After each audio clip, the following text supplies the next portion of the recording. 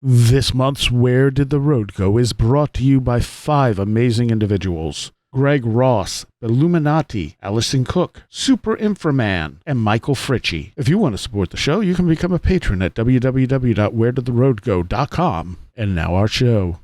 Transmission start. Welcome to Where Did the Road Go? Join us as we wander off the path and explore lost history, consciousness, the paranormal, unexplained mysteries, alternative thought, and much more. We are present on the web at wheredidtheroadgo.com. Now here is your host, Soraya.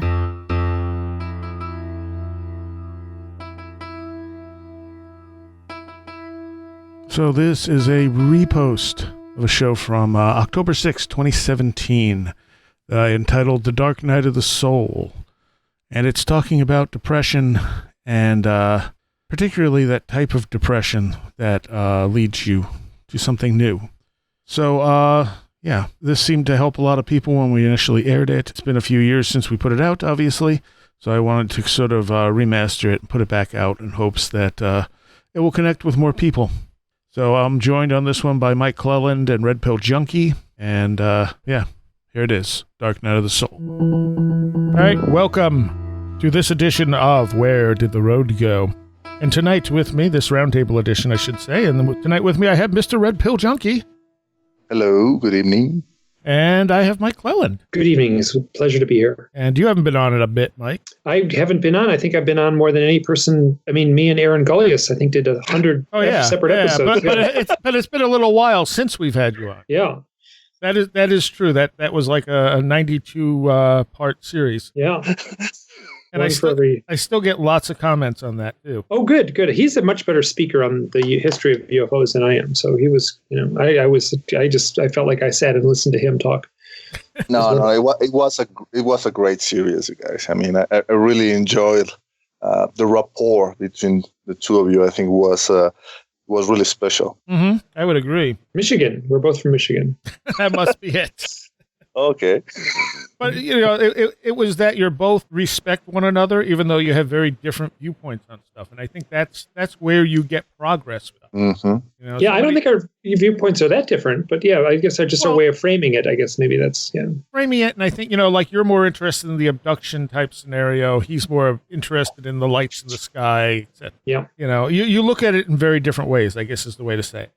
Because Aaron is looking at it from the outside, right? Whereas Mike is looking at it from the really, really inside out of this phenomenon, And I think Aaron, because he really hasn't had any experiences, also tends to lean toward being a little more skeptical of stuff. Sure. And I can be skeptical too. I know you can. Yeah. I'm just saying, like, if you have that razor's edge, one side's slightly more skeptical, the other side's slightly more willing to believe. You're on the slightly more willing to believe. He's on the slightly more skeptical. I will beg to differ. Really? I read Mike's blog for many, many years. And Mike was his biggest skeptic. Oh, sure. Absolutely. I'm not arguing that. I'm not saying Mike's not a skeptic. Yeah. There's a term that which I like. There's a term which I think is Christopher Knowles uses in the skeptic. So, which I think is sort of sums it up, when you're...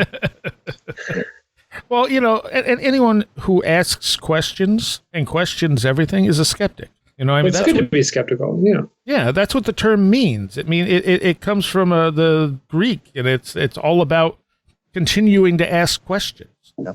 And it's when you stop asking questions and think you have all the answers that you stop learning, especially with this type of stuff. And getting back to the topic at hand, do you think this continuous asking of questions, the continuous self-doubt, could that be a prompt or the initiator to the all too common depressive states that haunts many people in this field? We should actually mention the topic tonight is we're going to call it The Dark Night of the Soul, but it's a little bit on depression before we get into the deeper aspect of that. And you're absolutely right. I think that sometimes you have that sort of, you ask questions over and over, and at some point you feel like, you just don't have the answers, and it gets depressing, and you start to lose faith. And that definitely leads you into that spiritual crisis. But I think when I look around, I feel like so many people suffer from depression. Like it's not a minor thing. Like it's almost epidemic in our culture.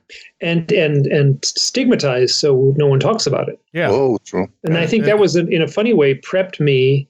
Like I went through a series of, I guess I'd been going through it on and off all my life. It never had a name until the winter of 1992, 93, when I was 30 years old. And then I, actually had to go to a doctor and what was wrong with me, and I couldn't function. And they said, "Oh, you're depressed." And I'm like, "What?" I had no idea what it was.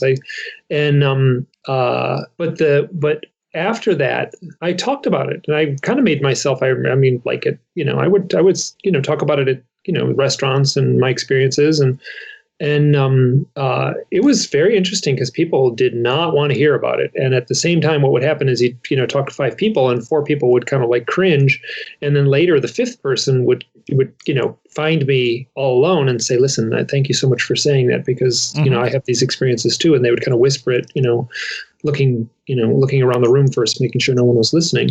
So yeah, it's stigmatized. And I think that had a huge impact on my ability to, because I don't know why I was so forthright about it, but I felt like a little preparatory phase for trying to come to terms with the more bizarre, seemingly UFO stuff that has intersected with my life, where I was just as forthright about that, and it is equally stigmatized. Then I equally get people who take you. It's usually more than 5 people around the dinner table. There must need to be about 15, and then one will take you aside. So, and there's different types of depression too. I mean, because there are people who are clinically depressed who have a chemical imbalance that causes them to just be depressed. It's not their fault. It's not something they can shake off or just fix, because it's built into their body chemistry. And whether or not that comes from things in our world, like, okay, so we slaughter animals for meat, and those animals have that fear because they're slaughtered in such horrible ways. At least most of them, not all of them. But you have these killing houses that just, the animals are terrified when they die. And this could be, first of all, it's releasing fear hormones into the meat. And it's also releasing a lot of negative energy into that meat, which we're then consuming. So how much of that plays a part in how we feel on an everyday basis for the people who eat meat? We're exposed to tons of chemicals every day. Look, it's not that it's not that I want to be the topic discussion, right? The Scientologist who is against English psychiatry. But I don't know. I think there's something about this idea that depression being a chemical imbalance, some problem in your biology, and that is the way that is treated in our society.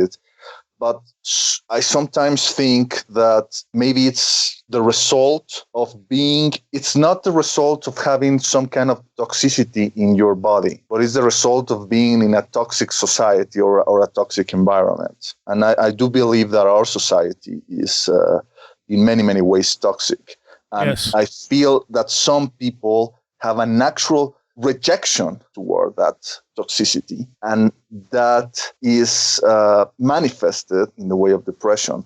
And I know that it's kind of corny for someone with my moniker to quote the Matrix, but it's kind of like what Morpheus says, to Neo, and said, "There's something that you've always known about this world, and it's like a splinter in your head driving you mad. That this world is messed up. This world is running through values that are not only meaningless, but if we observe them objectively, they are psychotic. We are forcing people to live miserable lives, work, God knows how many hours. And I just read an article in Japan about some 31-year-old reporter in Japan who literally killed herself by working too hard, and that they even have a word for that. I think it's coercion or something like that. So, and we're forcing ourselves to work too many hours in doing things that we don't like, in pursuit of things that the system keeps telling us we must have in order to be happy, right? Mm-hmm. Mm-hmm. You know, like a bigger house and a color TV and the latest iPhone and all of these things. And if you don't have that, you're a loser. And meanwhile, we are poisoning our planet. We are building walls between us. We are arming ourselves because we are terrified of our neighbors, you know. And this is, quote unquote, the normal way of thinking. And so the people who are rejecting that and say, you know, I'm stuck into this environment and I don't see a way out of this. And we think that being depressed about it is is some kind of disease. I think that is actually a sign of sanity. Okay, fair enough. I can't argue that.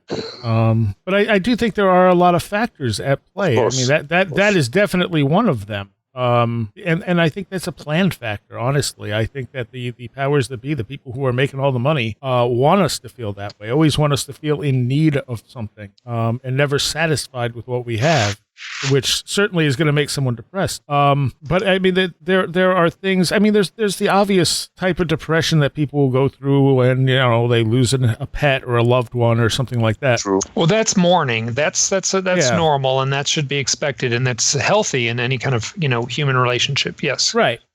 But it is a form of depression, you know, where you just feel like, you know, how am I going to go on without this or this person or, you know, this pet that meant so much to me. Yes, and that's one of the tests. I mean, you can take a simple test online. You know, there's like 10 questions, and they're all very simple. You know, have you been depressed? So the issue is then, you know, the severity and the length and the duration and the source. So, I mean, that was the problem with me. I had no source. I there was nothing to point to. There was no dead pet. There was no death in the family. And it was very I mean, it's really shocking to me to like, why do I feel this way?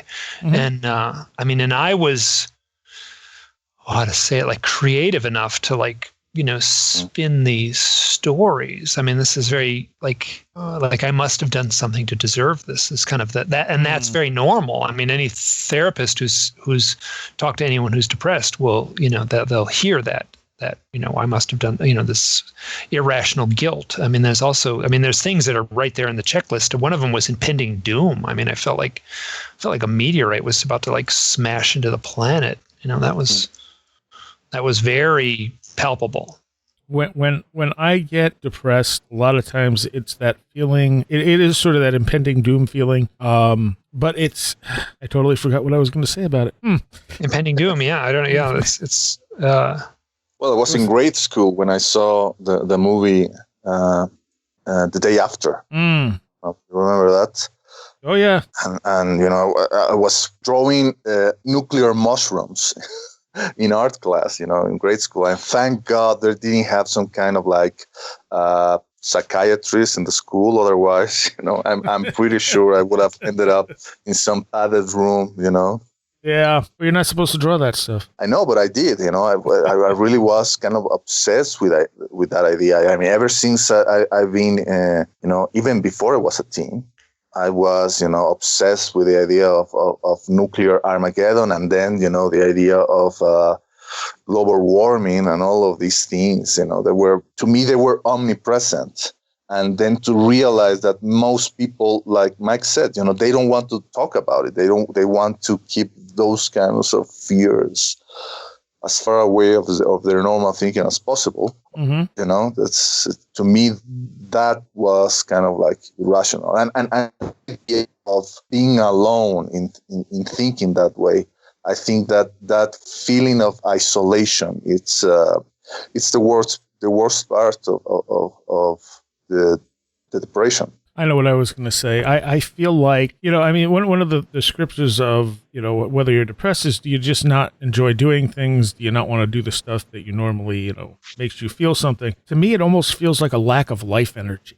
Absolutely, yeah. Mm-hmm. Mm-hmm. Like you feel dead inside. You're just kind of like, I don't care. Like there's something missing from the inside of me right now. Well, that's interesting because the first symptom for me of depression, which I actually haven't suffered from for a few years, and whatever, it can get rainy and I can get the blahs. I can certainly be, catch a cold and feel crummy, and that has a sort of depressive quality to it. But I have not been clinically depressed for a few years, and I'm very, very grateful for that. I went on Prozac in, I guess it would have been 1993 or so. Probably 3 or 4. And I had been on some other medications, and that was right at the dawn of the Prozac era. And I had been on another set of medications that were really problematic. They had lots of side effects. Imipramine was the medication I was on. And when I went on Prozac, it takes a long time for that to take effect. It takes, nearly a month in some cases, many weeks. And so you take it and you feel crummy. And then I just remember there was a day I walked outside. It was a spring day and the birds were chirping and the sun was shining and the sun felt warm. And I kind of had some errand to do. And I walked from my house to the car and I said, "Oh, what a nice day." And I literally stopped in my tracks. Like I had not had that clear of a thought. Like, "Oh, it's a nice day." Like, "Oh, it feels nice, right? It's warm. It's a nice day." And that should be a very normal emotion. Mm-hmm. And I would have said, I could have said, well, the bird, I can visually see that the sun is shining, and then people equate that to a nice day, and I can hear the sound of the birds chirping, and I can feel the warmth on my skin. I can equate all those things. And then given social norms and understanding of what people consider appropriate, I would conclude that people could consider this environment a nice day. I would have to go through that kind of rigmarole and come to the same conclusion. I didn't. I just went, "Oh, it's a nice day." And I remember literally freezing up and "Oh my God, I have not had a clear thought like that in maybe decades." I was probably 30 years old. I probably hadn't had a thought that, and it was shocking to me. It was I was like, "Holy I'm I recognized it right then, the burden of what I had been suffering from. Well, you're asking about, I was on antidepressants, and I feel like that they can be, I know there's a lot of bad press about antidepressants, and I recognize they're probably overprescribed. And I've heard people sort of say "Oh, it's a happy pill." And I'm like, no, it's not a happy pill. It is a pill that alleviates the symptoms of clinical depression. So to me, that's a powerful tool. Yes, it can be overprescribed. Yes, someone may go on it and stay on it for too long. It may, dosages, different drugs. There's all kinds of side effects and reasons to struggle with these things. But antidepressants alleviate the symptoms of clinical depression in many cases. I'm sure there's I've heard all kinds of things like that. One thing that actually shows up is that there's and I'm citing stuff. I should be careful what I cite because this is all I would be. What I've heard is that antidepressives is so they shield you from the valleys of emotion, right? They shield you from the really low state of emotion, but they also numb you from the peaks of emotion. So they only leave you in kind of a medium. I think that depends on the medication. And believe me, I've been on a bunch of them over the decades, and that definition fits for some of them. But I found that my initial few months on Prozac, I was when I describe it to people, it sounds like I'm talking about cocaine or something like that. It sounds like I'm on some crazy, high, and that wasn't what it was. It was that I could all of a sudden hear music and go "Oh my gosh, I remember really enjoying music. I can't remember the last time I enjoyed listening to music. I was hungry. I had no appetite. I enjoyed eating food." So it wasn't like I was in a mania state. It was more like I was in a normal state. Yes. So I agree completely that there are some medications that I've been on. I'm just speaking from my own direct experience, and I'd have to look up the names of them. They're all kind of gobbledygook in my mind now. But Prozac itself I had been on a drug before then that had all kinds of side effects. And when I was on Prozac, it only lasted for a few months, and I stayed on it for 7 years. And then I eventually got to that point where I felt like I wasn't benefiting from the medication anymore. But those first few months were remarkable. I made more forward progress in those few months than I had in a decade. Are you still on some kind of antidepressant? I haven't been. I can't remember the last time I was on. Probably, I don't know, maybe 6 years ago or so. The last time I was on something. Well, that's good. Okay. Now, you know what I've actually found out? Vitamin D. For me, I'm not a psychiatrist, and I can't say, so I'm not. But for me, vitamin D has been very helpful. Just over the counter, just a recommended dosage. It's very helpful. Yeah. So is exercise, and so is eating less sugar. So yeah. But now, Mike, given your background and your entanglement with the UFO contact experience, will you consider your depressive states as being a side effect or some kind of post-traumatic stress disorder caused by these, high strangeness experiences you've had in your past that you weren't able to reconcile yet? Well, so I will say the answer to that is yes, I have considered it, and I have no answer. And I'm very cautious to say, aliens made me depressed. But I will say that I had a missing time event in 1974. I was coming home from a high school football game by about between an hour and a half to 2 hours. And I would have been 12 years old. I would have been in junior high school. The first memory I have of what I now call depression takes place in that junior high school. And I remember just kind of not wanting to talk to anyone. And I would kind of pace the halls in a way that would fast enough that no one would talk to me. And I remember being very, very introverted in that chapter. And I recognize it now as clinical depression. Did one create the other? Did the missing time, the unaccounted for memories cause me to be depressed? I have very seriously considered that. And I don't have an answer. What I can say is I have met with Bud Hopkins, and I've met with Dave Jacobs, and I've met with Leo Sprinkle, and I've met with Barbara Lamb, and I've sat across from them. These are all UFO abduction researchers. Some of them are a little more, people have very strong opinions on every one of these people that I just mentioned. But and rightly so. They're out on the edge of their research. But I would sit with them and I would say, listen, just heads up, before we even start this, I have had a long history of clinical depression and what I call severe clinical depression. And they would just nod their head and go, yep. And you could just tell, like I was not the first one that had told them that. It seemed to me, and I've actually tried to pin other researchers down and say, is it higher than average? And I've never gotten a good answer. And some, in Leo Sprinkle's a clinician. He's and so is Barbara Lamb. These are trained. He's a doctor. Leo Sprinkles has a doctorate in psychology, and Barbara Lamb is a licensed family therapist. I think that's right. And so these people are in a position to recognize and to know, and they could not give me a true answer to if there's a statistical blip in the people who are having these contact experiences, and are they more depressed? I would actually say there's certainly more and this is something that I have heard addressed by clinicians, is that they are certainly more people who claim the UFO contact experience have the symptoms that some clinicians would say indicate trauma in their life.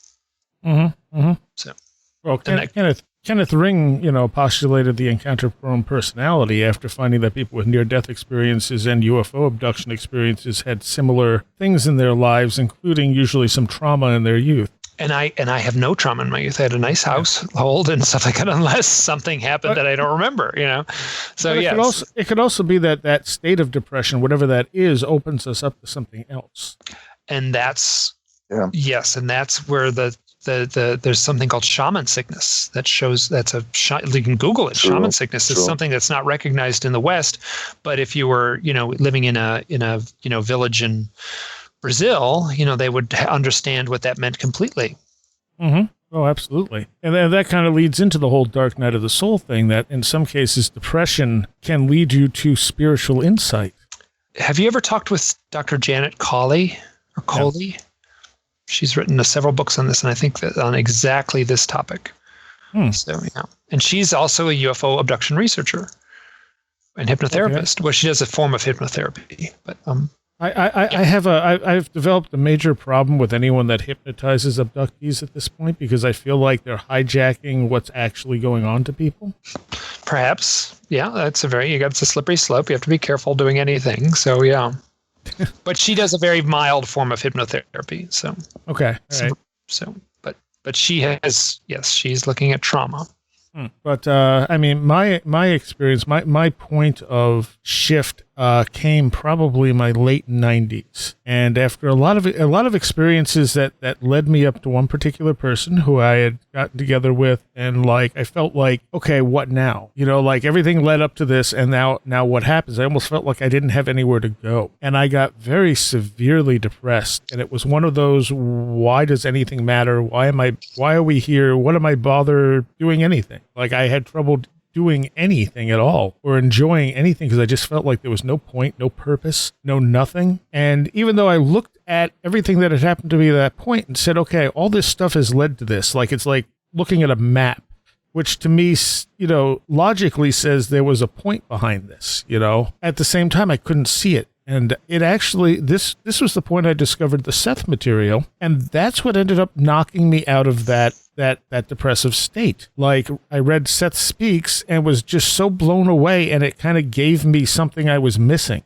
And from that point on, it like literally changed my life, because it hit me right at that point. How interesting, because I have almost the same experience. I could say that almost word for word, but it was Neil Donald Walsh and his channeled book, Conversations with God, that was kind of knocked me. And it's very, you know, like I listened to it now, and I kind of was, you know, I listened to it, but I ended up getting this shows you how long ago it was. Back in the 90s, I got cassettes, the book on tape and cassettes, and they were all lined up in this cardboard box, and from all three books, and I listened to them somewhat compulsively, and they were very therapeutic. It just painted a picture of reality that I on some deeper level like understood and felt like was a valid. I just liked that idea of reality. If I was going to live my life, I might as well live it in like, you know, with framing reality that way. I think with the Seth material, it was a matter of suddenly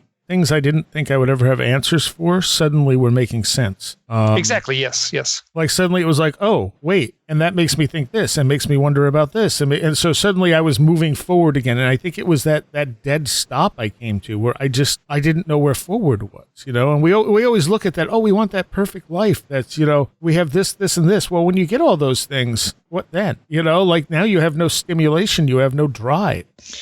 I've spoken with someone, a friend of mine, and she has dealt with a lot of depression in her life, and she gets kind of angry at like people, and she's like, oh, those people have never had any problems. Those people have just, everything has gone right with those people, and they're just living this life, and I'm so envious. And I say, yes, but those people are boring. I was on Den of Lore the other night, and the host, Chris Zucker, had said, I mentioned we were doing this show on the Dark Night of the Soul and depression and stuff, and he had mentioned he suffered from depression. And he had postulated, you know, back in like the Dark Ages, how depressed those people must have been, you know, being under, you know, the rule of a king and having really nothing and just being, you know, absolutely miserable and barely having food to eat, et cetera, et cetera. But I wonder if they really were depressed, or if they were so focused on living that wasn't really an issue. You know, my sense is there probably was a sort of thread of depression. It probably may statistically like not vary too much from where we're at now. You know, I think that, you know, we can romanticize like, you know, living outside and growing our own food and all that stuff. But I mean, good grief, you know, I mean, women died at, you know, in childbirth in ways that we can't even, there's just so many awful things. And that's just one of them. So yeah, so but my sense is that there's probably been like I guess, what was it? There's passages in the Bible that like, I can't remember what it was, and I wrote it. It's actually quoted in the Owl book, where someone says, you know, they talk about owls, and owls are, you know, it's referenced in the Bible. And they used as sort of an adjective, like gloomy, right? Owls are out at night, and they're a gloomy animal. And someone wrote this thing about, you know, how the barren landscape was a desert and only inhabited by the owls of night. And it was this sort of poetic thing. It's really dismal. And then many biblical researchers, or let's say some biblical researchers, have said that, this is the kind of thing that someone would write if they were clinically depressed. This dark stuff like this. So they're wondering whether the actual author of that prose, no one knows who it is, these thousands of years later, was actually suffering from clinical depression. That's interesting. I guess I mean it too in the sense that they're not going to be depressed because they're bored in the Middle Ages, because they're so focused on surviving day to day. It's almost like talk about the ultimate thing to take your mind off of it. Well, that's debatable because it's possible that during the time of the hunter-gatherers, people, work less than what we work right now. They will, just hunt from the very early morning, and maybe they will return to the campsite by noon with whatever game they managed to catch. And the woman will have gathered some herbs and maybe some mushrooms or some fruits. And the rest of the time is just like, maybe fixing some hut. And the rest of the time is just like, play and chat and making love and do whatever. So I doubt, I'm skeptical of that assumption that people in previous times devoted more time to just survival activities. I think that they and think about it that they had more time in the darkness, right? By 6 p.m. the sun went down, and it's just you and a candle. If you have the luxury of a candle, and if you don't have a candle, that's just you and your thoughts, and thinking about. I think that people all over history have been wondering about the same kind of like big questions that we keep wondering about. Who am I? What am I doing here? What's the purpose of all of this? And then we create religions. Yeah, we create religions and we create philosophies, and some people have contacts with strange realities that get glimpses of the idea that what we are worrying about is really, no big deal. Mm-hmm. One of the things that, people who experience near-death experience, a great majority of them, they completely overhaul their lifestyle, their way of thinking. If they were working a 9-to-5 job, trying to get that Christmas bonus or whatever, they quit their jobs and they devote more time to their families, and maybe they start doing other things like keeping a garden or whatever. They realize that with things that we worry about are really no big deal. Agreed. Okay. All right.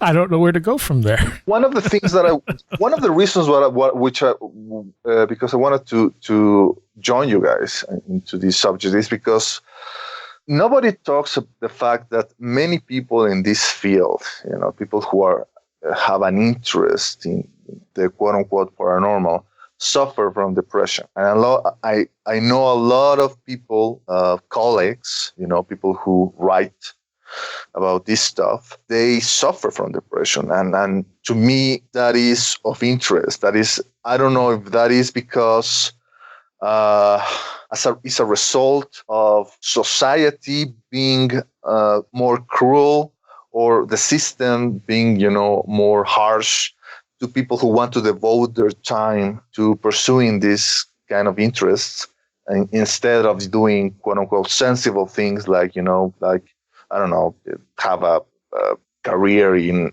accounting or whatever. You're trying to make a living writing about the paranormal or researching, ufology. You pretty soon you realize that doesn't really bring food to the table. You have to you need to keep your day job indefinitely. There's just a handful of people who actually manage to have good enough living, pursuing this. maybe, but I don't know if this kind of depression or loneliness or feeling isolated is just a natural reaction of the fact that we are all outsiders. We've always felt like outsiders, like we're really not part of the herd. We're the black sheeps. We think about things that most people don't think about. And we are interested in things that most people consider to be silly, nonsensical, even, dangerous nowadays. So that's what I wanted to mention also, aside from the, spiritual aspects of the dark night of the soul, the fact that there are many among us who are going or who have went through phases of depression, and we don't talk about it. Mm-hmm, mm-hmm. And like, again, is it because there's a personality type that's interested in this type of stuff? Is it because we want to know more about why we're here, so we look to the edge of it, which is the paranormal, the unexplained? I mean, I know I found the Seth material because in that state of being utterly and completely depressed, like it was the lowest I've ever been in my life, I started looking into near-death research, and I'm going, is there anything new? Is there anything that really, strikes a chord or says anything new that hasn't been done? And what I kept finding is these, fairly scientifically written sites, talking in detail about the facts of stuff that have been discovered in near-death experiences, followed by, and Seth says, and I'd be like, what is it with this channeled entity? Why does this one particular one keep coming up? And I had picked up a Seth book for like $1.50 or something at some small used bookstore in the basement of a store in Ithaca. I think it was called Shoestring Books. And I figured it would be good for a laugh someday, so I picked it up. And I went, where's that Seth book? And I dug around for it, and I went to the chapter he had about what happens when you die. And I realized that before near-death research had taken off in the mid-'70s, Seth was talking about everything that we had discovered in near-death research, explaining some of the anomalies, like why some people have experiences and others don't. And even like one of the recent things I had found in doing this research online was that there was a doctor who said, some people who have near-death experiences didn't die. And they were having them, where their body never died and they still had a near-death experience. And here's Seth saying, yes, well, the spirit leaves the body at different times. Sometimes it sticks around afterwards, long after the person's dead. Other times it'll leave before the body dies. And I'm going, well, son of a bitch. Like, he literally has it all written right here. And that's what kind of kicked it in. But it started with that, that sort of, why are we here? What's the point? Is there, are we just dead when we're dead? I wanted to know something, and that led me to the Seth material, which then told me something. And I mean, I have often referred to my depression chapter as a death and rebirth. I mean, I feel like I think that's very accurate. I think that's very valid, to say that, that's the phoenix rising from the ashes. I mean, it's. It sucks, but I mean, somehow you have to integrate it into your life and move on, and that may take years and years and years. It may never happen.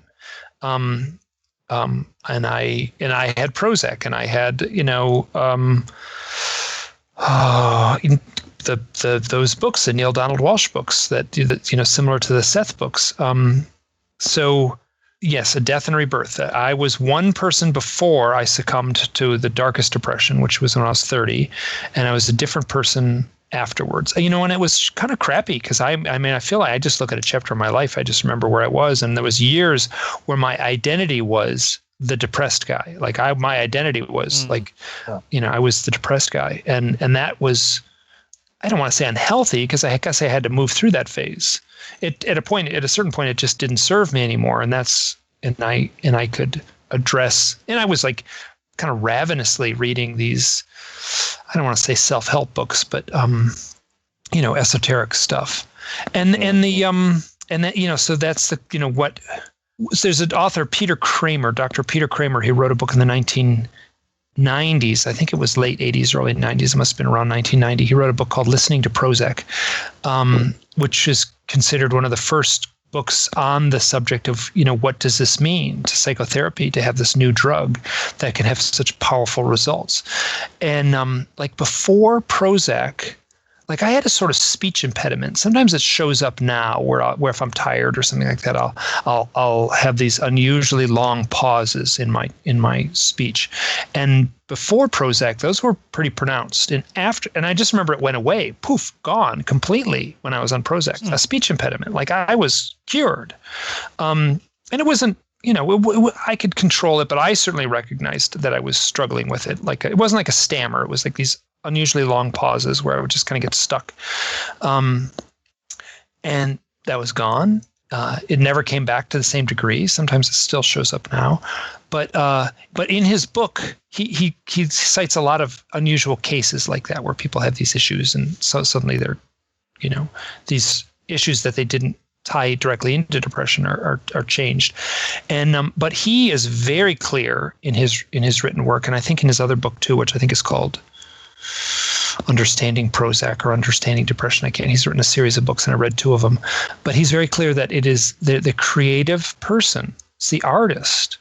There's this romantic vision of the artist, the torture. I mean, Vincent van Gogh, right? This is like this powerful, and like even like modern day, the comic book artist who's just like this, clutching his head in his attempt to get these ideas down on paper. That's not a caricature. That's a real thing. The creative person. You go to an art school and find, and look at the on-campus counselor, the line outside the door. It's going to be a lot longer than at the normal college. I may be exaggerating a little bit, but I'm using that as a, sort of to make a point. But yes, so the creative type person, the artist, the illustrator, the musician, the poet, they suffer from this malady more than others. Yeah. Why that is, there's no good answer. But I mean, think of like Neil Young lyrics, like how depressing those are, but how poetic, I mean, we're, someone who's not depressed, drives their car and listens to, sad Neil Young music. Yeah, well, there's this quote from some scientists who said that happy people don't build civilizations, right? Happy people that are content with what they have, and there are the others who think that things could be better, things could be improved. Obviously, there's the paradox. Those people will never be content with what they managed to build, right? Yeah. But I also wanted to touch about other aspects we haven't spoken of, the idea of sense of purpose, because I think that when I was invited by Greg Taylor to be a part of the Daily Grail, and at first when he approached me and said, "Do you want to be part of the team?" My first reaction was, no, thanks. I can't. I don't want to. But then he said, "Well, think about it. The invitation is open. And we will be glad to." If you came aboard. And I thought about it. And, that I went to, it was the Christmas holidays, New Year's Eve. And I was sitting all by myself in a hotel room with my parents in a beach resort here in Mexico. And I say, what the heck, let's do it. Which was just not like me, because I'm the indecisive guy, and this guy who, always thinking of the worst case scenario. And I decided to jump and take the opportunity. And I think that was my Prozac, you guys. I mean, that was the best decision that I've made in my entire life. And also thinking about it, I think that also greatly improved into the way that I used to be. I used to suffer from greater episodes of depression before I took the job on the Daily Grail. And after that, the depression episodes still came, but they were less severe. It was like, holy hell, I managed to find my purpose in life. Like I found my tribe. I found people who were interested in the same things that I was interested in. And I felt that I was doing what I was supposed to do.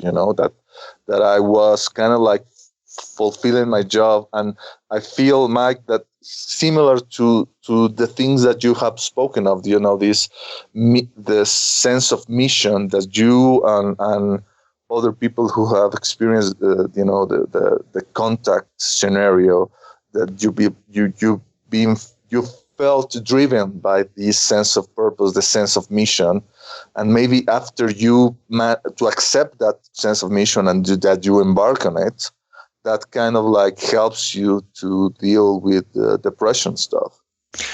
I'm perhaps, and I've been very fortunate to have a number of jobs that felt very rewarding. And I'll say straight up, listen, you want to walk down the path of poverty, you write a UFO book and you will like. So, or you write for paranormal news. Yeah. There's no, I mean, it's so, yeah. So there's, but at the same time, I get these wonderful letters and it's very heartening. So I get everything we value in our country can be like summed up in a spreadsheet with a $sign on it. And everything that I value, I mean, obviously I have to eat and stuff like that, but I feel like I just feel like I'm living this, I'm broke, I'm like in credit card debt, and I am doing that in order to finish the second book.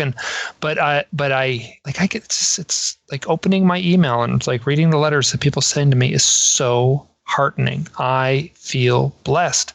And I am proud of myself that I freaking, went way, way, way out on a limb to write what I wrote and to say what I've been saying over on these blogs, because people, for the most part, are responding in this really amazing way. And now the next step is I have a responsibility to these people. True. I have a responsibility. It's impossible. I just get a lot of, and I'm like, it's a little book. I'm not, what Whitley Strieber went through, and I'm just getting a trickle of stuff coming in, but it keeps me busy. These accounts that come in, people ask for my help, and I'm not a therapist, and I offer what I can. But yeah, so I feel like I am leading a rewarding life because of my, what you just said, oh, what the hell, right? Screw it, I'm going to do this, I'm going to do a podcast, and screw it, I'm going to use my real name and go online. It's the stupidest thing I could have ever done. But it was really, in the big picture, I'm fascinated how buoyant my life is because of it. And it's weird. I can't, I gotta it's like, I'm hearing stories that are way, way, way outside the boundaries of normal conversation. And I think a lot of that does come down to what is life all about? Like, why are we here? Does any of this stuff matter when we die? And I suspect it probably does, in the same way that, this is, the life review that I've heard in these, I've read, I haven't immersed myself too deeply in the lore of the near-death experience literature, but enough to know that, there's this kind of wow, this is how interesting that this was important, and I impacted other people, and yeah, so. Mm-hmm. Well, there was, and I'm trying to remember where I heard it, but I heard somewhere that the life review only happens in the near-death experience, not in the actual death experience. Oh. And I thought, well, that's kind of interesting. It's there in the near-death experience to kind of get you back on track. Cool. But with the death experience, it's not necessary. When you actually die, you don't need the life review. There's a logic to that, and it seems like someone smarter than us is kind of setting the writing the rules on the back of the the game box there. So yeah. If I remember right, Seth's version of what happens when you die was that you get to look at all the possibilities in your life, and see what would have happened had you chose different things. Yeah, and that's the big question, isn't it? Who are we? Why are we here? What does it all mean? That doesn't get any simpler than that. No. And that's the same questions that would have plagued the cavemen when the sun went down. And the and I always have that because life is linear to us. It always drives me crazy to go what would have happened had I done that different? Would I be better off or worse off? I look at it as, I don't really regret things because I'm happy with my life, but I'm still curious. I wish there was a way to find out. I know this sounds kind of crazy, but I sometimes feel that I get glimpses from other lives, parallel lives of myself, dreams. Like the idea, if you accept the concept of the multiverse, and the idea that there's, an infinitude of versions of ourselves, that doing different, maybe very similar things to what we're doing right now, or drastically different things. Sometimes I wonder if there's a way in which you can, connect to those alternative versions of you and see, what you will be doing if you had, turned right instead of left back in that, crossroads that you faced, in your past. Yeah. Yeah. I mean, that's the stuff of, poetry in a way. Yeah. There's no way to know.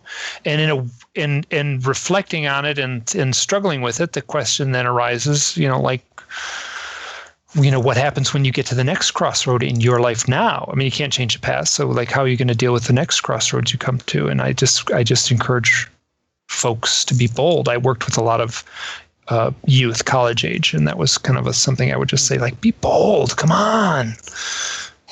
Do something, barely go after it, grab it, so, and I don't always live that lesson. Yeah. Yeah. I think it's impossible to always live that lesson, because you look at it, sometimes you go, okay, well, the consequences of failing here are pretty severe. Yeah. Or the job itself is so monumental. Yeah. Yeah. The task at hand. Yeah. So, but at the same time, then, whatever, hopefully you pick the appropriate thing to be bold with. Yeah. Sure. As someone who has spent most of his life avoiding failure, I can tell you that, it is far more depressing living that way, risking and, suffering from that is really not that hurtful in retrospect. So why do you think you've lived in that way? Out of cowardice. Simple as that, But yes, but those are real emotions. Sure, but out of our want to live out of your comfort zone. That's being afraid of the great beyond. A little turtle that's just been hatched, and you manage to reach the shore of the beach, and you see the great big ocean before you, and you think, oh my God, what's going to be there in store for me? All these creatures are going to eat me, and I'm just a little turtle. And you wait and you wait and you wait until you probably die of the dehydration, or you're eaten by a seagull. It's a very normal human thing, I feel, and that's the way that human beings are infinitely malleable. Human beings are willing to go through really incredible things in order to not to face that idea of leaving their comfort zone. Even a horrible job will be comforting if it's predictable in its routine. True. Yeah, and I think that the routine is it's nice to have a routine. I mean, I like my coffee just a certain way in the morning and everything like that. But at the same time, True. You have to. That's how to say it. I was like the ship is safe in the harbor, right? But the ship was not built for the harbor. The ship was built to deal with the ocean waves. So it's got to leave the harbor. It sure is comforting, and I love being in the harbor sometimes. But then you're gonna have to go out and crash in the ocean waves sometimes. Yeah. See, myself, I like constant change, but I like within limitations. Like if one of the things that will depress me is if new things don't come along on a pretty regular basis. Like I can't even keep my desktop backgrounds the same. I have background switchers on all my stuff because I need to have constantly different things. Preferably not in my control, so they just kind of pop up, It's like, oh, well, that's cool. I haven't seen that picture ever before. And at the same time, I think people could live very rewarding lives. There's in the era before the car. I mean, if you lived in a little village in, Portugal, you may never leave that village. You may be born, Exactly. raised, die Yeah. in that village. But at the same time, that's like the mythology of that era was always the adventure of leaving the village and going to the next kingdom, and crossing over the the mountain pass or crossing the ocean. And so So I mean, I'm certain that could be very powerful and very rewarding to live in that village. And in a way, I mean, we're all kind of on the fringe of this stuff. We're all doing this kind of esoteric research, and we're all doing it in a very public forum. Yep. And that, we have an electronic world now, and a publishing world, and a podcasting world where we can have we can be a little ripple in a great big pond and have an impact. And I think that honestly, the podcasting and the internet and the availability of this kind of information, I mean, I just feel like since the internet has arrived, people are vastly more accepting of, really weird stuff, whether it's yoga or meditation or UFOs or ghost hunting, it's kind of sloppy, obviously, but the internet, this electric medium, has allowed us to leave our village in ways that we never could have before. I think the downside is sometimes it makes people too kind of gullible on some of this stuff. That's the challenge, isn't it? I mean, that's the razor wire. That's the razor you have to walk, I mean, if you're too stoic and don't want to address any of the weird stuff, then you're on one side. And if you're too gullible and address everything, then you're on the other side. This is a balancing act, and there's no right answer for where that lies, True. Yeah. True. So what if it's a mess? You know what I mean? I think that's I mean, whatever. I love going to the UFO conferences and listening to people's stories. I mean, Cynthia Crawford just died. She was a wonderful, sweet, big-hearted woman. And I did an interview with her. She was the ET sculptor, and she would do these sculptures, and she would just look you straight in the eye, and she would just say, "I channeled the Lemurians when I made this sculpture," and people, and she was radiant and like in a funny way, like, that's the red pill, isn't it? I mean, that's the placebo in a way. I mean, I have no idea whether has these real experiences. What I can say is she was a delight to be near. She had a wonderful glow about her, and Yeah. people resonated with her. So that's the same thing, like, going to the doing some sort of medical, testing some sort of new drug, and then, like, oh, here's a special pill, and you get the sugar pill, and then you're cured. I mean, that's the mystery of it, isn't it? Like the 1/3 of the people like have great beneficial results from the sugar pill. So. And that also speaks to, how much our mind has control over reality. Any placebo does. As does, that's like the Lemurians are, here to, shepherd us into a new age, and then you feel good. Yeah. But obviously the hardest path is the path of, uncertainty, accepting the fact that you may never get the answers that you are hoping to get. And I feel that's the path that, the true mystics choose to tread on, like, I don't know, Mother Teresa or whatever, the ones that don't fall for the easy answers, the Lemurians, the Pleiadians, or it's just bunk. Is the idea of, keep walking, because it's all illusion. It's just, trying to get there, and you will be despaired because you will not see, an end to it. You will see an infinite horizon, and I feel that is kind of like the essence of the concept of the spiritual dark night of the soul. The feel that it never ends. You only have yourself to keep going, but you must keep going.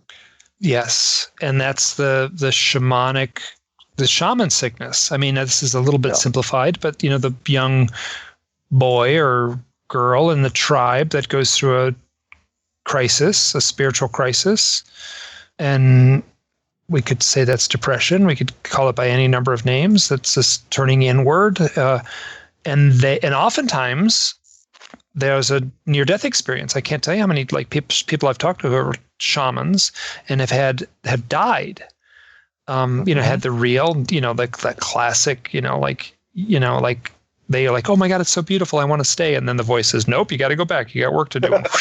They're back in their bodies. And so that work, in essence, whether it's metaphoric death through depression and reemergence into the land of the living, or of literal death of a near-death experience. And these people then go on to be shamans. And that fascinates me. Yeah. Agreed. Yeah, this idea that I don't know, that life is too hard, and you there's a time when you say, I'm out of here. I want out. It's too hard. I can't take it anymore. The concept of, you chose it. You chose to be, in this video game of life, and you chose the level of difficulty. That this is something that I remember reading in Whitley Strieber's book, The Key, more or less, the idea that the souls that are living in this infinite realm, the only way they can get more perfected in bliss is by descending into an imperfect state, which is, our reality. Which is kind of like saying, okay, I'm going to choose living in this video game called Earth. And because I want to, level up as more as I can, I'm going to choose this level of difficulty. And maybe some souls say, no, I don't want to. I want to play in casual mode, So I'm going to be rich. I'm going to be, Paris Hilton. I'm going to be, Jack Nicholson, whatever. And other souls, maybe they're more daring, they're saying, no, I'm going to choose living in Bangladesh, or I'm going to choose living in Somalia. Maybe some people will say this is just, a very stupid way to rationalize suffering in this world. But I think about it. I think about, I feel there's something to that concept. And not to sound like a broken record here, but that's basically what Seth says. That we are basically, we choose our lives. Like he was talking to someone in an ESP class that Jane would give, because she would let people just come for free and talk to Seth, and he would try and explain things to them. And he never claimed to be omniscient. He just claimed to have a better angle, a better view of our reality than we did, necessarily. But, he was talking about like someone losing a young child, and he would say, well, that child chose that person reincarnated to give you this thing that you needed. And it may seem like a horrible thing, but in the end, you gained something out of that, even though you don't realize it. And that's why they came back. That's why they chose that. They never chose it to be here for any length of time. And I feel like I have gained something from my clinical depression. I have gained a sensitivity that I never would have had beforehand. And it's been a while since I've been severely depressed, so I feel like I've distanced myself from that, and I feel like I've lost a little of that sensitivity, but I feel like I was a little mushy and overly sensitive for some of the time. And yes, but I feel like I am a better person now, having been through my dark night of the soul, which would have been 1993. Yeah, mine was late 90s, probably 98, 99. How old were you? I don't know, 27, 28. Yeah, I was 30. So that's very interesting. There's a little statistic that women tend to go through it about 25. Men tend to go through it around 30, and that's a rough estimate. But so. Well, you learn. I wonder why. You learn to appreciate things. You I know it's cliche and corny as hell, but there cannot be light without darkness. True. I once heard in a podcast someone who was talking about a book from a Tibetan monk who came to America, and who was one of the first people who were teaching about Eastern philosophy, Eastern mysticism. How among Westerners, we think about enlightenment as if it was some kind of a state of eternal bliss. Like, oh, you are in nirvana and if everything is wonderful. It's like, a never-ending orgasm. That's why everybody wants to achieve it, obviously. But no, the guy said, no, enlightenment is realizing that your lowest time, the time when life is hitting you the hardest, you realize that it will soon pass. And also realizing that when you are living through the greatest moment in your life, you are also aware that it's also transitory. Enlightenment is being aware of the transience of life, and that is something that we seldom think about, because what our Western culture is always driving us to hunt or to be chasing that high, be always happy. It's almost as happiness is becoming a chore in our life. And if you're not happy, well, you're doing something wrong, right? And you feel bad about it.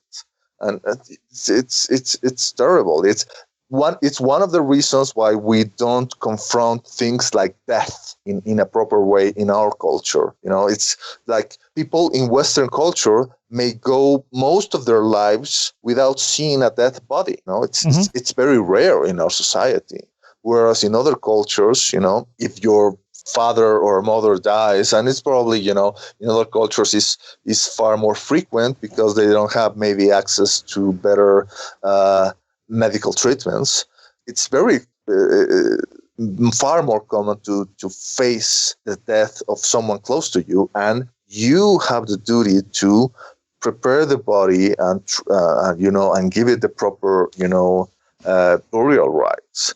And in our culture, death and old age are the things that we try to drive away. We're scared to death about it, that we're paranoid about it, that we're trying to find a way out of it. And even the smartest people among us think that they can actually cheat death, that all those nerds in Silicon Valley who think that they will upload their consciousness in a computer and they will attain immortality. And that tells you something about our state and our culture, that if we were managed to say, okay, I'm 44 years old, I don't know how much life I have left, I might die next week if there's another big earthquake, and that's okay. If I manage to say that, truthfully,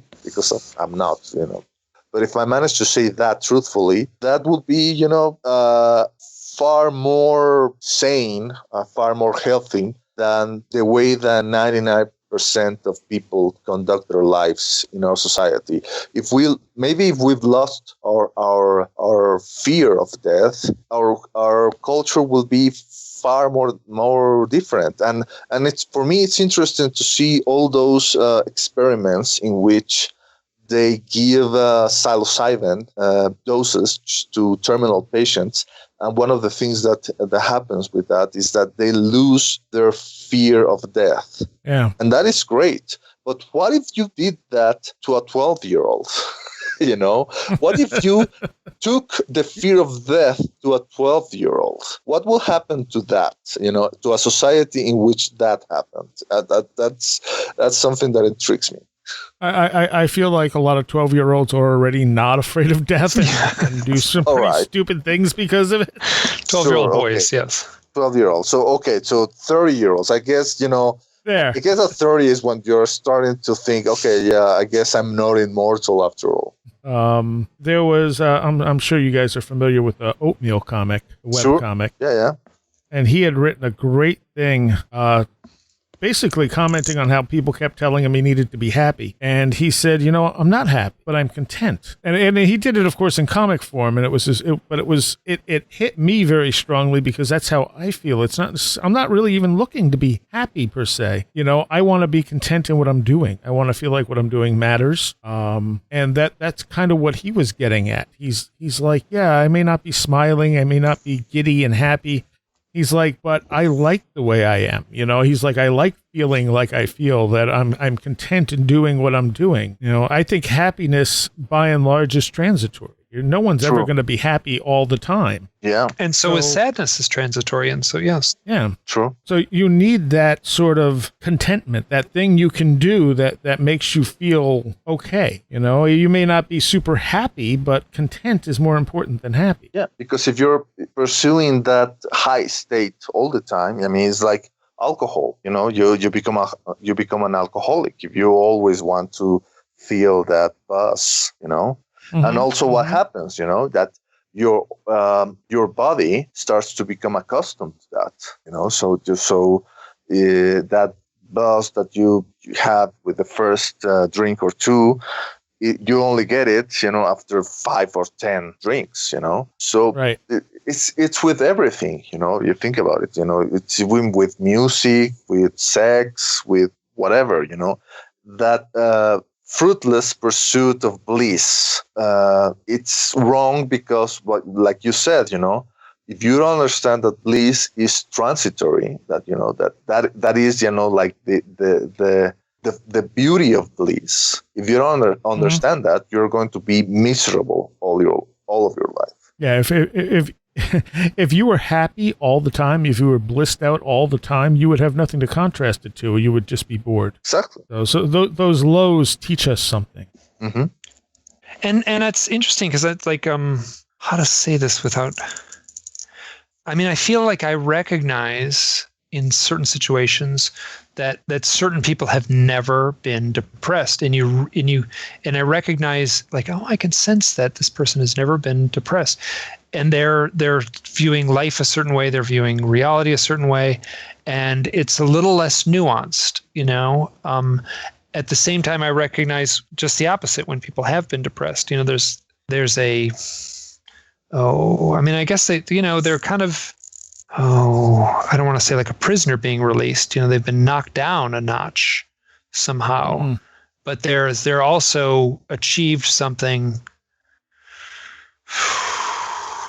in the human spirit that can, like a compassion that they may never have had. Let's maybe put it that way. Sure. Yeah. It's some depression is not unhealthy, I guess it's kind of what you're saying. I'm saying yes. And perhaps into society, some depression, if you wrestle with it, and I feel like I've done a lot of hard work on my own life. If you wrestle with it and make peace with it and move beyond it, and it can then, I feel like I've said this before, I'm a better person now, and I recognize other people. I see the best side of them, and it's often in a side where they have to dig into that, you know, that history of depression. And when we get back to the whole shamanic sickness thing, there's, you know, that takes us back to the whole alien abduction thing. And I seriously wonder if what people are experiencing, and like I said, I feel is being so hijacked, is that step toward making people shamans. Like whatever is out there that is affecting things, is getting kind of hijacked when people get hypnotized, and it's creating false memories and a false narrative. Whereas if they followed it on their own, rather than looking to someone who, you know, may have their best interests at heart, but just be misguided, this may be an attempted shamanic awakening of this person that then gets hijacked and moved in a different direction. And I've talked to a lot of people who've been hypnotized, and I don't sense that so much. So yeah, but I know exactly the concern you're addressing. Yeah. So I know that some people treat hypnosis as like a cure-all, as far as like, now I'll know the truth, and that really, what's her name, Yvonne Smith, and I don't think she actually did this on purpose, but she had a website, and it was, you know, you would click on it, it would have the big letters, "Find the truth through hypnosis," and that just made me cringe. And I don't know if she wrote that line or if some sort of eager marketing person, you know. that was doing her webmaster had created that. So, well, leaving aside the idea or this suspicion that some hypnotherapists will be leading the person under hypnosis to a certain narrative, you know, through the questions they're asking them, you know, leaving aside that, what I fear is that hypnosis may be a way of rushing the person into trying to confront things that they are not ready to integrate into their consciousness. But so is ayahuasca, and so is mushrooms, and so is and it is a grueling experience. I mean, with ayahuasca, there are people who say, I'm really glad to see it, to have gone through it. I don't want to do it ever again. Yeah. But like when we look at the grays, okay, so you get grays in ayahuasca trips. You have them painted on cave walls, which, some people will interpret as ancient aliens, but it's more likely altered states of consciousness. Yep. And when you connect all that together, like what's really going on here, and what does it have to do with altered states? Because obviously some of the UFO phenomena is physical, that it's not just in an altered state, although a good portion of it may be. Agreed. And I would say that being severely depressed is an altered state. Yes. True. Yeah, I would say so too. Yeah. And being in a mania state is an altered state too, where people who suffer from bipolar issues, get this absolute irrational high. Yeah.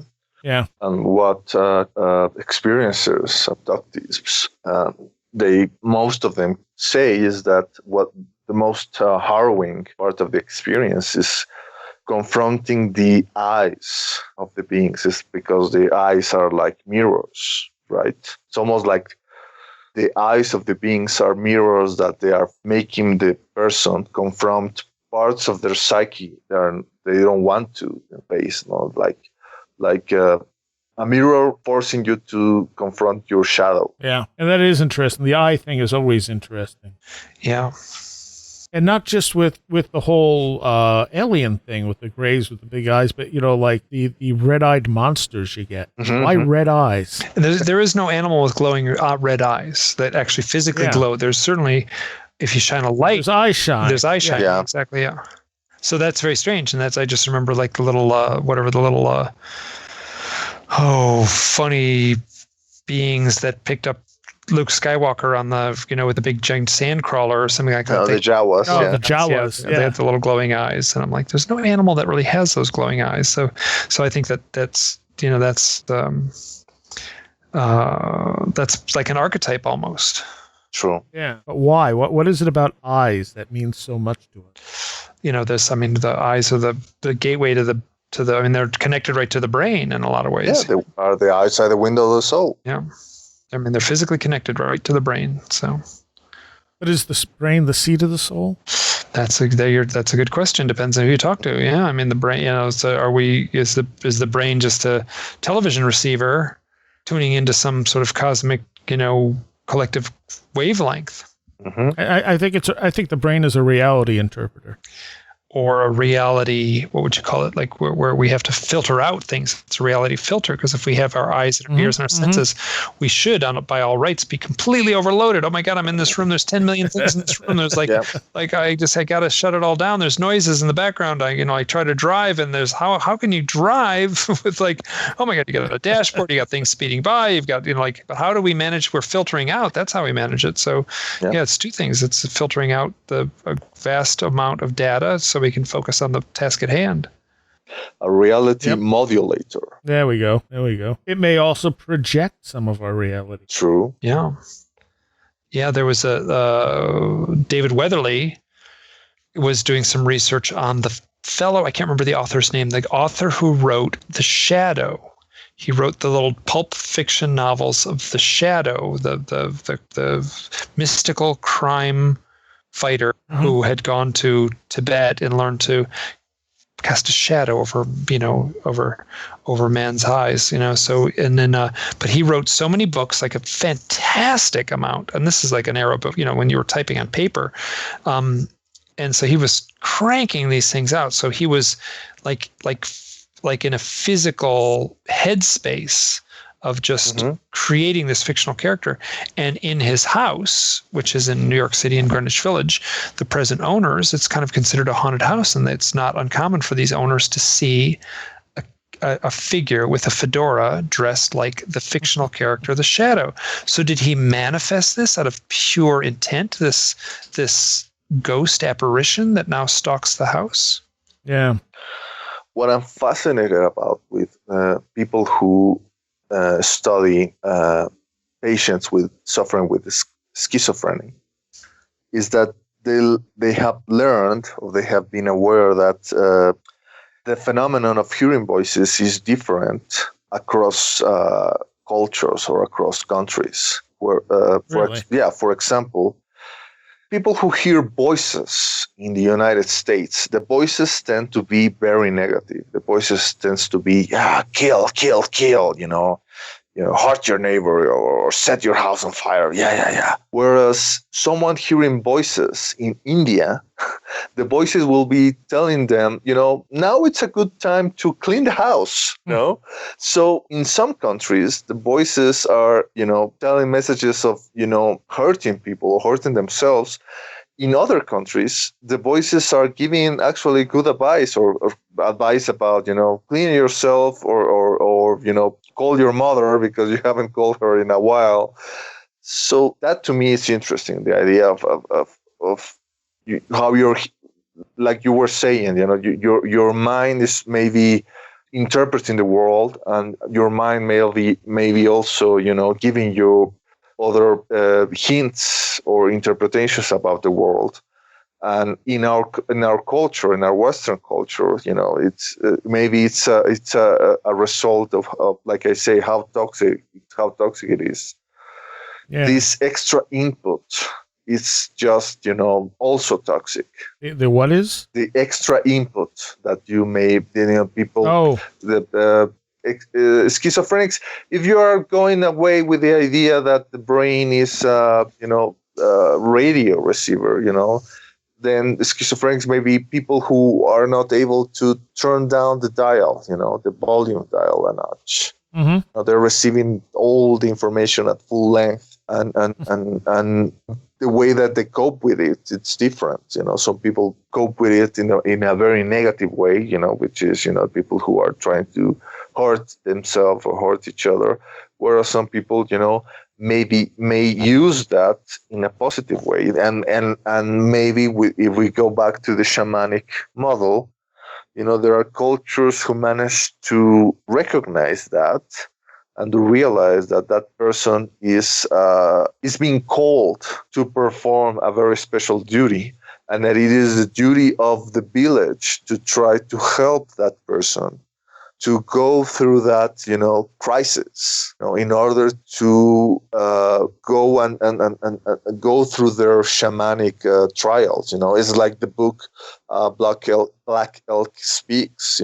This kid who had this dream of that was interpreted by the village, and the whole village was trying to help him, understand the dream, and they all did their part in order to recreate the dream for the child, and the dream turned out to be kind of like prophetic. It was a dream about the coming of the Westerners, to the lands of Native Americans. So how much of our current issues with depression might be queued up to being spiritual issues? I feel a great deal. I feel it's more of a spiritual problem, more than a chemical, chemical brain imbalance. We talk about, in biology, we talk about suffering from bacteriological or virus infections.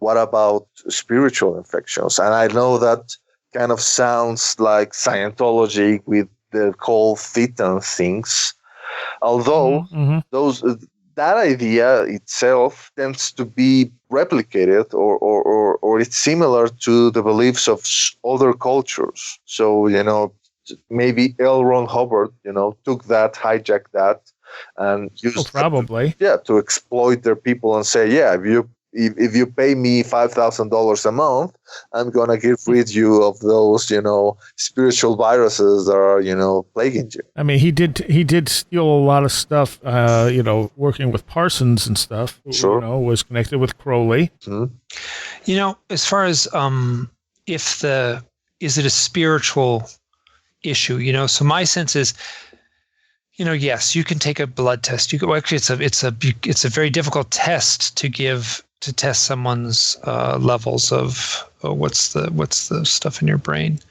It's done Serotonin? through serotonin. It's the serotonin levels. It's very difficult to do you have to go through this spinal tap of some sort because it's in your brain chemistry and your spinal fluid. So that's in its own little special sac. So it's a little difficult and painful to actually get the numbers. But yes, people have a physiological chemical imbalance that can be registered in using technologies like microscopes and such.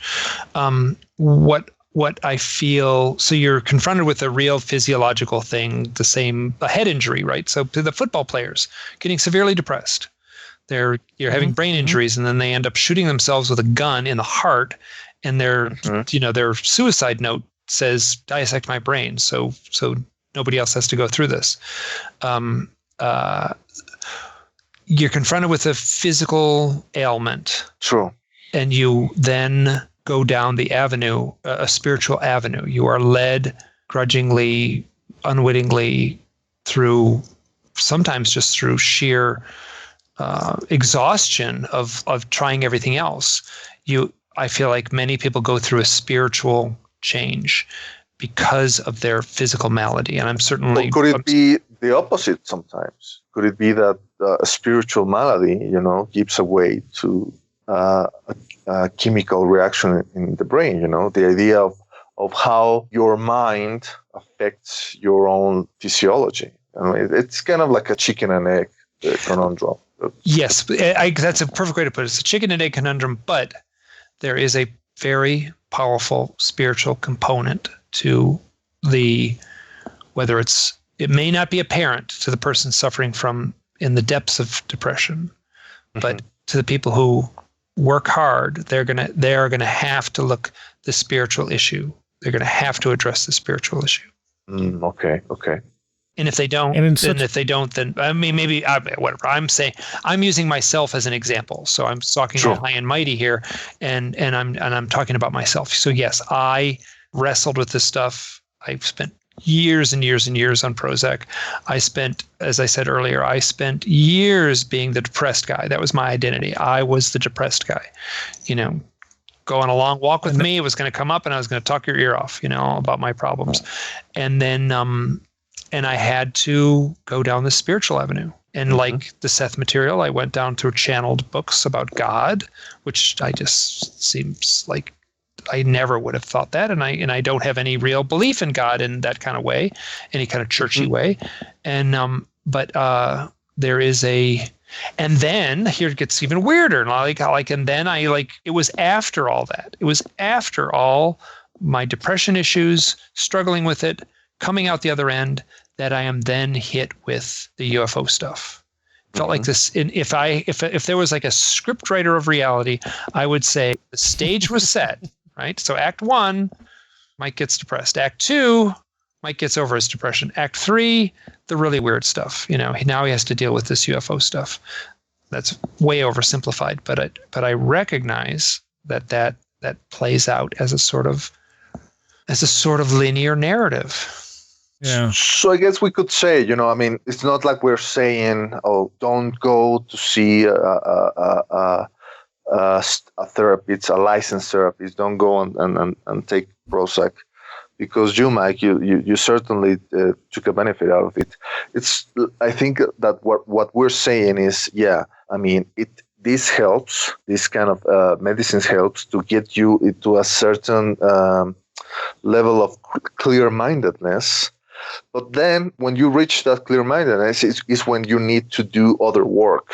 And that's when you need to go into the kind of spiritual work that will actually help you to get rid of the root of the depression, because otherwise you're just treating the symptoms, which is, just like the way, Western medicine tends to do.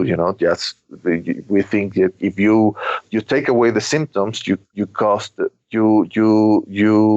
cure the malady, and that's not the case, because you need to go to the root of the problem, and that root will lead you to, facing very difficult and very, strange avenues of yourself, of confronting things that maybe you didn't want to confront. You wouldn't, you felt that, you weren't ready to, but you will need to do it, and it is at some time. And this is something that I feel is important, you guys.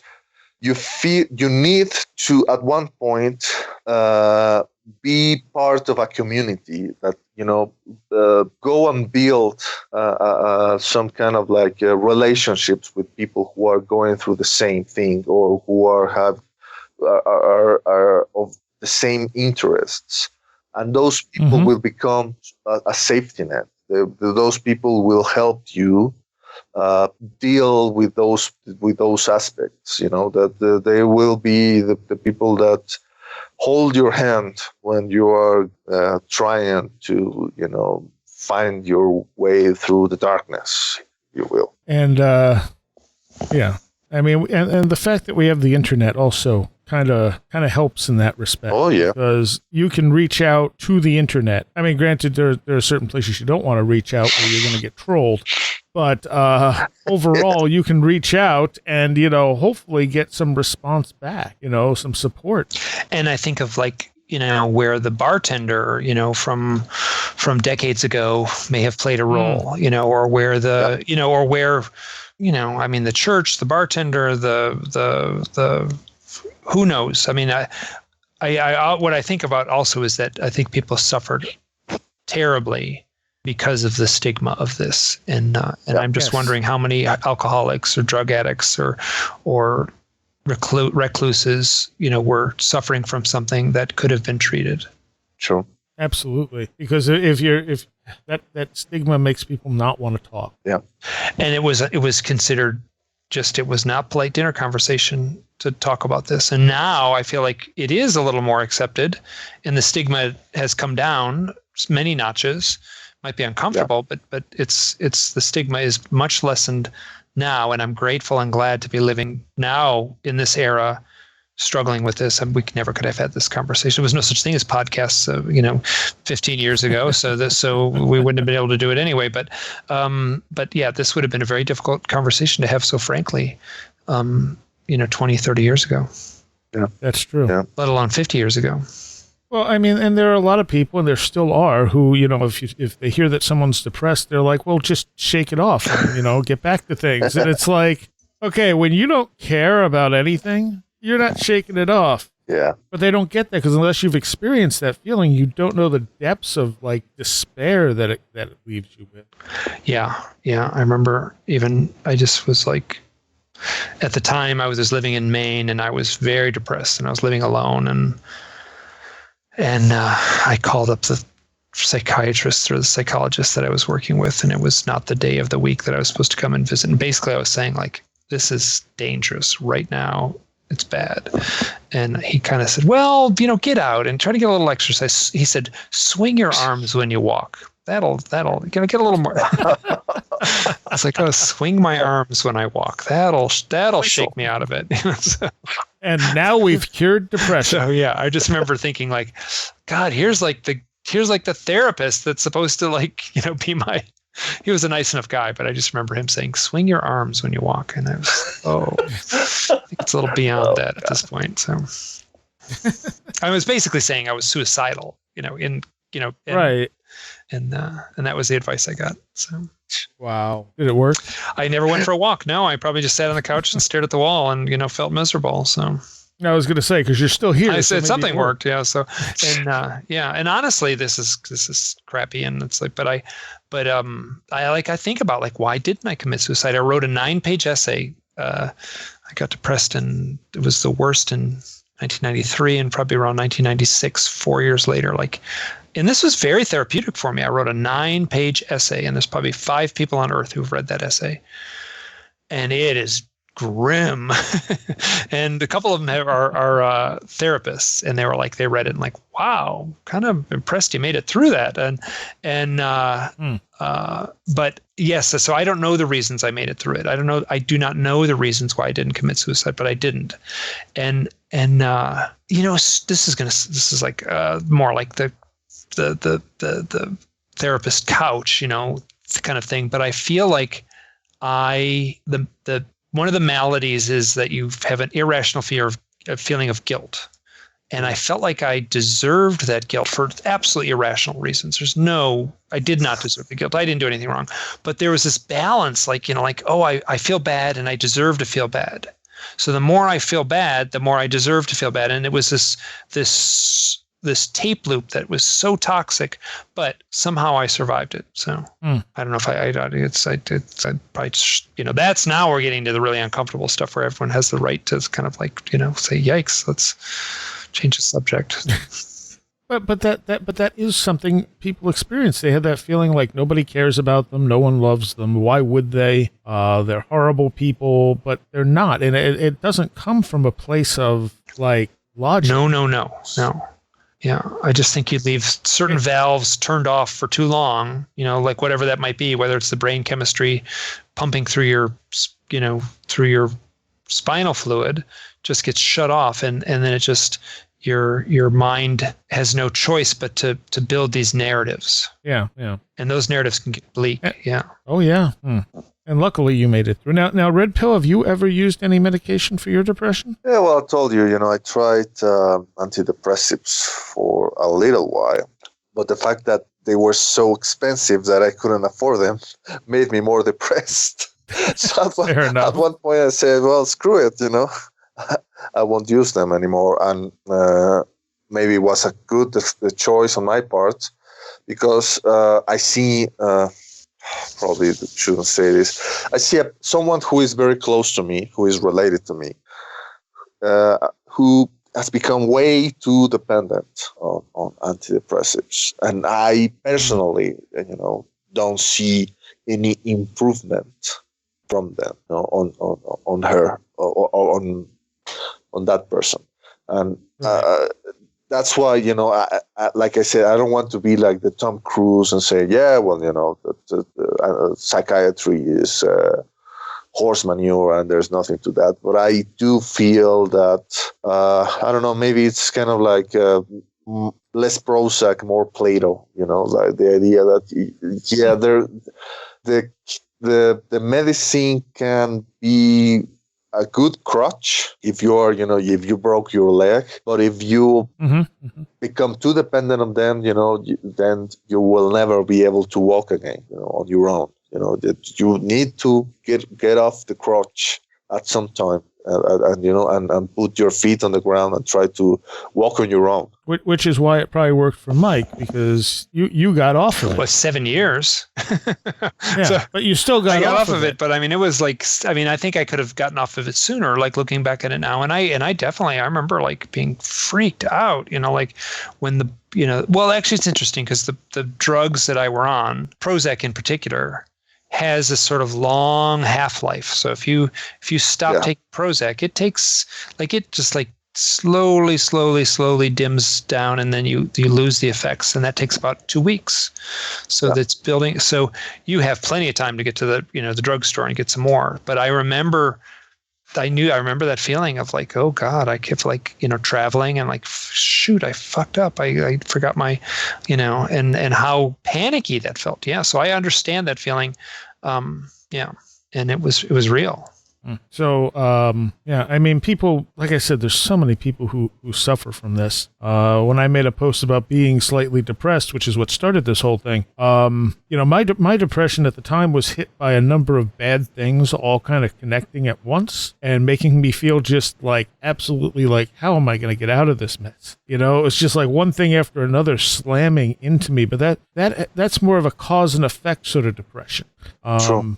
But as I said, I've felt, and since then, I've just hit periods of depression off and on the last few weeks, and they're not severe, but they're enough where I'm just like, I don't care about doing anything right now. And it's like I have to kind of fight through it and be like, I got to do something. If I start doing something, I'll feel a little bit, even if it's playing a video game, which sometimes remarkably does great things because you get kind of lost into playing the video game, even if you don't care at first. And, but it's not always possible to do that, to pull yourself out of it. And I had my darkest was the December of 1992. So the winter of 92, 93, and it was, and I've looked back at the calendar and my diary and it was like my work diary, and it was the darkest day, like the darkest day when I went to the doctor was December 21st, the winter solstice. Like I went to this doctor on the winter solstice. It's like couldn't be more textbook that it was based on the sunlight. Yeah. Yeah. I'm not a fan of sunlight. That's not my issue. Oh, you have to take a bit of dose of mescaline in order to appreciate the sunlight, Soraya. For the last 2 years, no, that's wrong. I've gone 2 years to a ritual ceremony in which the sacrament is peyote, and you feel that you're not really getting anything out of it. Not really any transcendental thing about the universe. But when the sun rises, it's that's the thing that's worth the trouble of the whole thing, and that's when you see the world anew, you see the world with different eyes. That's one of the really things that I get out of that, That's interesting. I've just always been a fan of the darkness. Well, the darkness is cool, I mean, the stars, if you manage to see, you go to a place where there are a lot of stars, and that's from a person who lives in one of the most polluted cities in the world. If you get to see more than 5 stars in the night sky, it's like, wow, so probably if I went to a place where I could actually see the Milky Way, I probably will think that I died, and I'm having a near-death experience. And I just spent almost 2 weeks working for a guide service in the Sierra Mountains of California, and every single night I slept out under the stars, and boy, we were at high elevations, and you sure could see the Milky Way. The stars were phenomenal. And then I treat that, and I talk about that in the Owl book. I treat sleeping on the ground under the stars as an act of abandonment. It is a spiritual act for me.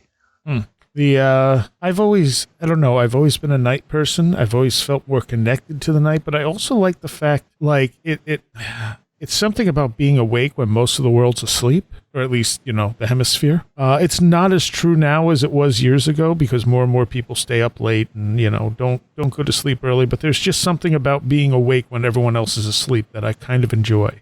Yeah. And I like it. I mean, my life has changed in the last decade or so, and I get up much earlier than I ever did before, and that's the same thing. I love getting up that like watching the sun come up. In fact, that's one of the rituals I had on this trip, and there was a few people, and I would say, listen, what we're going to do, we're going to get up at 5 a.m. and we're going to make coffee, and we're going to watch the sunrise here in the mountains, and it was magical. It was so wonderful. So a few people we'd all sit around, and we'd freezing cold. It was cold, and the clear skies, and so make a little cup of coffee and a little camp stove and watch the sun come up. It was just so wonderful.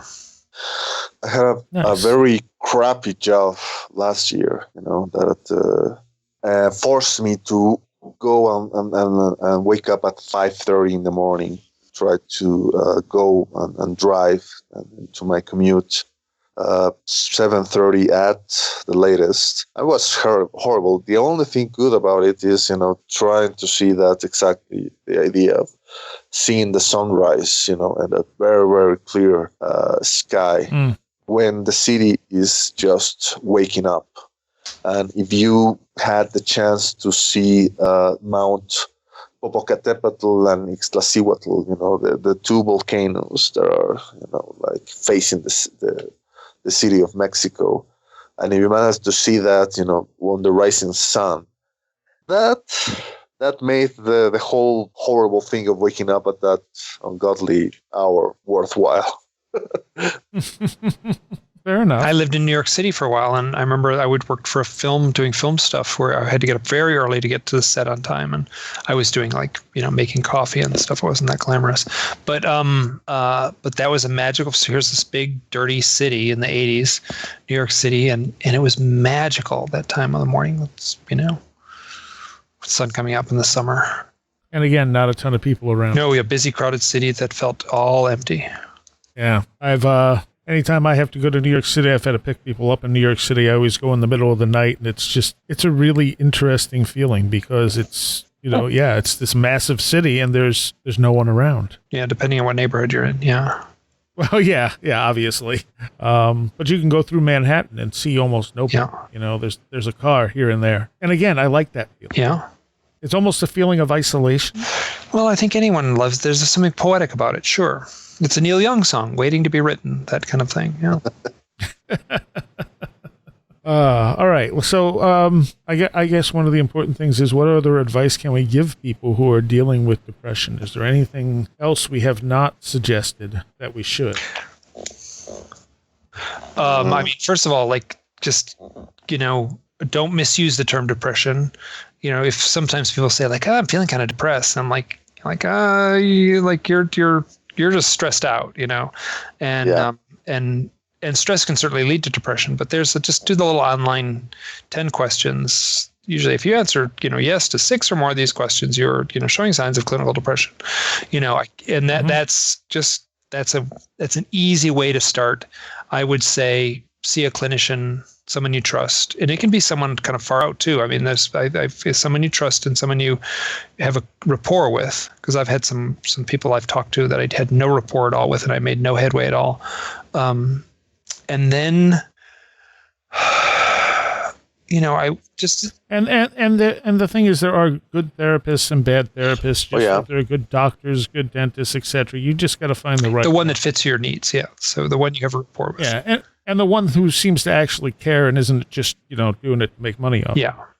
If you walk in and the first thing they do is, let's see what drugs we can give you. And that's actually what psychotherapy has turned to in a lot of ways, and I've had conversations with, that's, and then from my point of view, if you try, if you feel you need to go on medication, but just recognize that it's a temporary thing and do your best to make headway while on the medication. This is coming from my own direct experience. I made very good headway initially, and then I stayed on the medication years too long. Mm-hmm. Mm-hmm. Okay. Well, another advice is, you have to reach out to people around you, family, friends. You have to have that kind of safety net, social safety net. And don't feel afraid to, ask for help. That I guess the number one thing that you hear about people who committed suicide is that the people around them is, I didn't know that, he or she was going through that. Because people who are really serious about, committing suicide, they don't talk about it. They are the quiet ones. So, try to reach out, you are not as alone as you think you are. And another thing is like Mike said, that this kind of thing is probably more common among people who have some kind of creative strike. And I feel that it is the result of not being able to express that side of yourself. So try to find a way to express that side of yourself. And it can be anything. It can be through music, playing the guitar, playing the harmonica, singing in your, your bath, in the rain, while you're commuting, drawing, doodling, you could buy a notebook, buy a pen and start doodling, and or anything that can help you try to unleash that what you feel that is bottling up. And if it's bottling up long enough, it might fester inside of you, and that's not what you want to happen. No, and talk to people. Don't be afraid to talk to people, because more people, like I said, it's almost epidemic in this country that people are depressed. So, I mean, chances are if you open up, you know, I guess it depends on your circle of friends, but chances are you're going to find other people who go, oh yeah, I understand. And you're going to be able to maybe talk to them a little bit about it. Mm-hmm. But the worst thing you can do is just keep it all bottled up. Yeah. Because that way you're not, it's never getting out. You're not going to feel better about it. You really have to, you know, take that chance and reach out. I mean, what do you got to lose if you're that depressed, really? Yeah, I agree. Another good advice is going to nature, right? Yes. I live in one of the biggest cities in the world, but there's a place near where I live in which I can go and there are trees, you know, and go and taking a walk nearby trees, you know, listening to a podcast, you know, like Where Did the Road Go or Hidden Experience, and listening to that and thinking about things and being in a place which you can see things growing. That is, to me, incredibly therapeutic, you know, seeing things alive, growing, seeing leaves, seeing branches, you know, it made me realize how much I love trees, you know, how much trees are important to me, you know, even if you don't have access to trees, you know, if you manage to have a place in which you can plant a garden, you know, that I recently trying to get into gardening, you know, trying to grow a few things, and I managed to find, you know, that how much pleasure you can find in seeing things grow. So, you know, nature is also a good therapy. Yes. I remember there was some point I was depressed within the last few years, and where I live is kind of out in the middle of nowhere. So I have a lot of trees around, I have some fields around, and I started walking down the road, pitch darkness, and I was just kind of walking, you know, and I ended up between two fields with insect noises, you know, like the crickets and everything else. Yeah. And they were so loud, it was unreal. Like so loud that it almost created an altered state of consciousness, because these crickets were just overwhelmingly there, you know, and it was almost like being just inundated with that sense of life around you. And it completely alleviated the depression. Oh, wonderful. And I mean, it was almost loud enough to hurt, but not quite. And I've never heard them that loud before.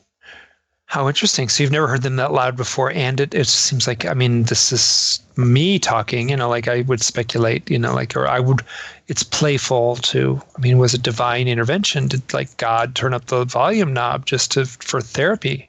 A little sound therapy, or something, or God, or, you know, whatever, Mother Nature, or, you know, the elves and fairies, you know, hiding behind the trees. Who did it? That doesn't matter, but that you received a benefit is what's important. Right, exactly. Yeah. But sometimes taking walks in nature does help, and things like exercise and eating right also help. Yeah. True. Because a lot of times when you're depressed, you lose your appetite, as you. I think. Yeah, that's the first sign. Very first sign I get is my appetite goes away. And when I do eat, you know, like you go and the hours and hours and day goes by and you haven't really eaten anything, then you gorge yourself on sugar. Yeah, you're eating, and then that created a vicious cycle of that was just toxic for my mood. All right. And any last words? There's hope. Yes, there is hope. That is good. It may sound trite, but it's you know, especially to someone in the throes of this. But yes, there is hope. And no matter how bad things are, there is always hope. You just don't always know where it's coming from. And it's gonna, my sense is gonna come from the weirdest, most, you know, like where you're looking, you're not gonna find it. It's often gonna come from somewhere else. And no matter what you think, you know, in your at your worst, there is a reason why you're here. There is a role you need to play in this, you know, this play, you know, and it's an important one. It's an important one, no matter what you think, you know. All right. I think that's that's good. Thank you, guys. Yeah, thank you. I didn't really know what to expect here when we went. I said, sure. You know, you said like, I'll do a round table. I had no idea who the guests were going to be. I thought it would be like 10 people or something. And this has been really rewarding and pleasant. And I feel, you know, good about these last couple hours. Yeah, me too. Okay, great. Even better. I want to take a moment here to thank all of my Patreons. Without you, this show would not be possible. And I want to give a special shout out to those of you pledging $10 or more. Greg Ross, Billuminati, Leanne Cherry, Matt in Delaware, Allison Cook, Super Inframan, Tim, Matthew Sproul, Andrew Nichols, Christine, a blue second-gen MR2 drifting around a Japanese mountain, Patricia Giaquinta, Alex Whitcomb, American Rambler, Andrew Maines, Ann Witowski, Barbara Fisher, Beverly Williamson, Big Boy Limina, Bright Rectangle, Charles Davis, Charles in Florida, Land of the Crazy and Communicable, Craig Cicernos, Craig Parmenter, Diane B., MTK, Eric Citron, Eric Todd, History and Coffee, J.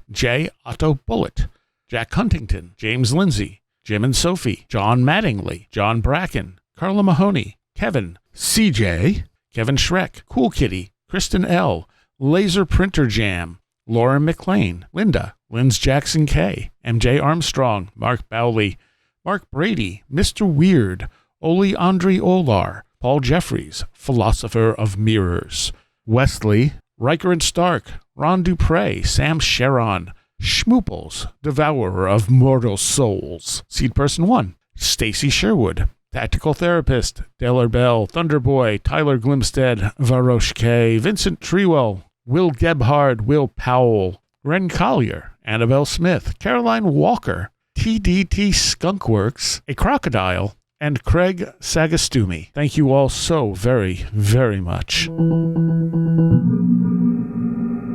You have been listening to Where Did the Road Go? This show is made possible in part from our Patreons, and we thank you and everyone listening for helping us continue this exploration of the strange. You can always find everything Where Did the Road Go related at www.wheredidtheroadgo.com. And thank you so much for your support.